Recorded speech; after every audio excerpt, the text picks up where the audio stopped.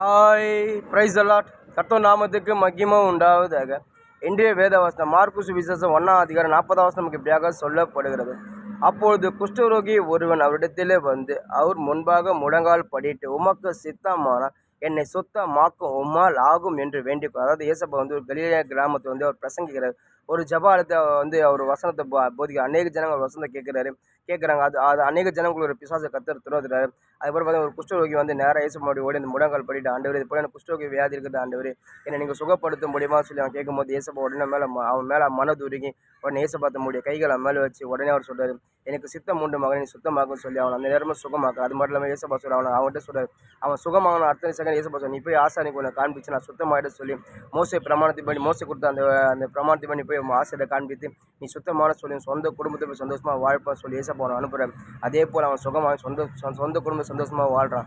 இன்றைக்கி நம்மளோட வாழ்க்கையில் சரி, நம்ம எப்படியாப்பட்ட வியாதி இருந்தாலும் சரி, நிச்சயமாக இயேசப்பா அந்த வியாதியில் சுகம் கொடுப்பார். அதான் இந்த குஷ்டரோகி வியாதி பார்த்தீங்கன்னா, அந்த காலத்தில் பார்த்தீங்கன்னா குஷ்டரோகி வியாதிக்கு வந்து மருந்தே கிடையாது. குஷ்டரோகி அவ்வளோ சீராக குணமாக்க முடியாது, கூடாத காரியம். ஆனால் தேவன் அழகாக அது சுகப்படுத்துறாரு. அதாவது ஒரு மனுஷனுக்கு குஷ்டரோகி வந்துச்சுன்னா அந்த மனுஷன் வந்து அதாவது சொந்த குடும்பத்தில் ஒதுக்கப்படுவான். அது மட்டும் இல்லாமல் அந்த சொந்த ஊர் ஜனமே அவனை ஒதுக்கும். அது மட்டும் இல்லாமல் அவன் கடவுள்கிட்ட போய் முன்னே சேர முடியாது. ஏன்னா ஒரு வியாதி அந்த குஷ்டரோகி வந்து ஒரு தீட்டுப்பட்டுன்னு சொல்லி அந்த இந்த ஒரு மாதிரி அவனை தள்ளிடுவாங்க. அவன் வந்து ரொம்ப அவஸ்தைப்பட்டிருந்தான்.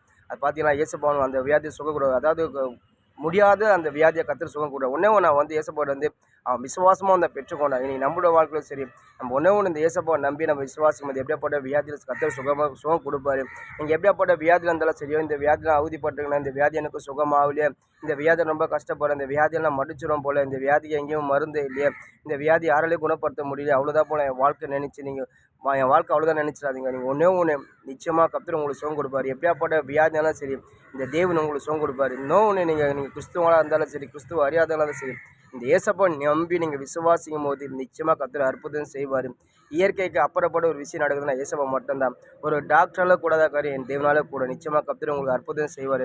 உங்களை வியாதியிலிருந்து கர்த்தர் சுகம் கொடுப்பார். உங்களுக்கு ஏன் நடக்க வைப்பார். அநேக பேர் வேத்தில் பார்த்தீங்கன்னா, அதாவது முடியாத காரில் கர்த்தர் முடிச்சு அவங்களுக்கு சுகத்தை கொடுத்தார். ஒரு திமிர்வாதங்க பார்த்தீங்கன்னா வியாதி படுக்கையிலே படுத்திருக்கிறான். இயேசப்பா அவனை எழுப்புறாரு, அவன் சுகம் பட்டு போகிறான். பெரும்பாடு விஷயம் வியாதியோடு இருந்தால் அந்த பெரும்பாலோடு கர்த்தர் சுகம் கொடுத்து அநேக பேர் வியாதியோடு இருந்தாங்க. அநேக பேர் கர்த்தர் சுகம் கொடுத்து, ஏன்னா கூடாத காரியம் தேவனால் கூட. அவங்களாம் கர்த்தரை விசுவாசத்தை அவங்க பெற்றுக்கொண்டாங்க. நீங்களும் கர்த்தரை விசுவாசிங்க, நிச்சயமாக பெற்றுக்கொள்ளுங்க. உங்கள் வியாதியில் கர்த்தர் சுகம் கொடுப்பாரு. சுகம் கொடுத்து உங்களை சந்தோஷமாக கர்த்தர் உங்களை வாழ வைப்பார். அதாவது இயேசப்பா வந்து அவர் அதாவது செத்து போன வாழ்க்கையை உயிர்ப்பிக்கிற தேவன், நம்ம தேவன். அப்படியாப்பட்டதே நம்மளோட கூட நீங்கள் உங்களால் பயப்படாதீங்க. நீங்கள் இந்த இயேசுவை நம்பி விசுவாசிங்க. நீங்கள் எப்படியாப்பட்ட வியாதியில் கர்த்தர் உங்களுக்கு சுகம் கொடுப்பாரு. அதாவது அந்த குஷ்டரோகி பார்த்தீங்கன்னா வந்து ரொம்ப கஷ்டப்பட்டுருந்தாங்க. அதுலேருந்து அந்த கஷ்டம் அவனை வெளியே வர முடியாமல் அவன் இயேசப்பை பற்றி கேள்விப்பட்டு ஓடி வருவான். இயேசப்பா முன்னாடி வந்து அந்த சுகத்துக்காக ஓடி வந்தான், அவன் பெற்றுக்கொண்டான். நீங்களும் பெற்றுக்கொள்வீங்க. ஒன்றே ஒன்று கர்த்தரை விசுவாசிங்க. ஆமென்.